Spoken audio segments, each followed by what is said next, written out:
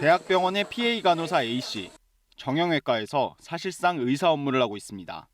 수술에 있어서는 들어가서 봉합이라든지 수술 기구 관련된 조절이라든지 병원에서 관행같이 의사가 해야 하는 약 처방 역시 A씨 몫입니다.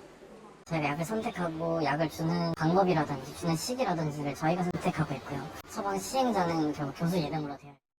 간호사가 이런 의사 업무를 하는 건 사실상 무면허 의료행위입니다. 간호사는 관련 법에 따라 의사 보조 업무만 해야 하기 때문입니다.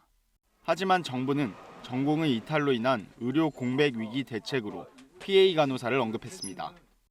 지금 PA라고 이제 그 간호 지원 인력들이 있는데요. 이런 분들이 조금 더 적극적인 역할을 할 수 있도록 무면허 의료행위를 한다며 각종 고소 고발에 시달리고 있지만 오늘도 의료 현장에선 PA 간호사들이 합법과 불법의 경계에서 전공의의 공백을 메우고 있습니다.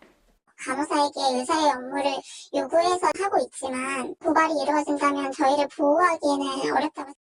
손목을 보다가 갑자기 이제 무릎 쪽을 본다거나 인수인계 안 돼서 전공의한테 연락을 해보니까 연락이 안 되더라고요. PA 간호사 제도화가 추진되고 있지만 의사들의 반발로 쉽지 않은 상황. 이어지는 의료 공백에도 복지부는 아직 PA 간호사 활용 등에 대해 간호계와 대화를 시작하지도 못하고 있습니다. KBS 뉴스 원동입니다. 서울 아산병원 등 빅5 병원 전체 의사 중 전공의 비율은 40%입니다. 전공의들이 모두 사직하고 떠나도 나머지 60%에 해당하는 교수와 전임의가 남아 있습니다. 다만 예전과 달리 응급 환자와 중환자 치료 같은 필수 의료 분야 위주로 운영됩니다. 진료 현장에선 교수나 전임의만으론 길어야 2, 3주 정도 버틸 수 있다고 말하고 있습니다. 하지만 정부는 상급 종합병원의 중증 환자 비율은 50%에 불과해 중증 아닌 환자들이 지역 종합병원 등으로 분산되면 중증, 응급진료 기능은 최대한 유지될 것으로 내다봤습니다. 당분간은 중증, 응급이 아니면 대학병원 이용이 쉽지 않아 보입니다.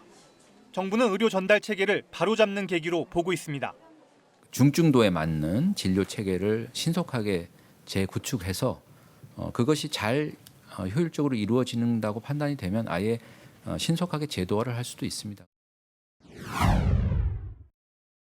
정부는 전공의들의 병원 이탈로 인해 수술이나 입원이 30에서 50% 축소될 것으로 내다봤습니다.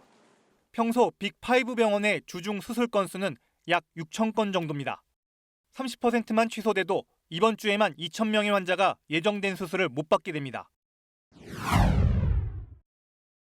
어렵게 잡은 수술 날짜가 미뤄지면 환자는 불안할 수밖에 없습니다. 특히 암 환자의 경우 한 달 이상 수술이 늦춰지면 스트레스를 유발해 장기 생존율에도 영향을 주는 걸로 알려져 있습니다. KBS 뉴스 박광식입니다.